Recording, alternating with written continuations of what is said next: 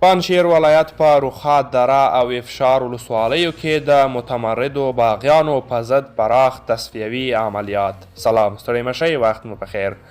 د طالبانو ویان ذبیح الله مجاهد پر خپل ټویټر پاڼه لیکلي چې د پنجشیر ولایت په رخات دره او افشار ولسوالیو کې د متمردو باغیانو په ضد پراخ تصفیوي عملیات ترسره شول.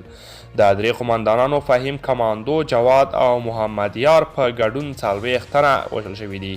د قمندان او ملک خان په شمول 101 تنه ژوندي نیول شوي، وسلې هم ترلاسه شوي دي. دوی غوښتل د خلکو امنیت خراب کړي. د احمد مسعود په مشرۍ د باغیانو جبهې هم ادعا کړې وه چې پنجشیر کې تیرو 2 ورځو کې 63 طالبان شهیدان کړي دي.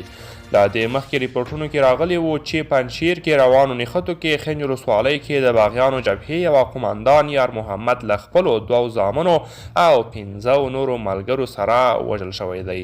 دوستان، دا و زموږ د نننۍ چمتو کلی خبر. تر بیا ښه وخت.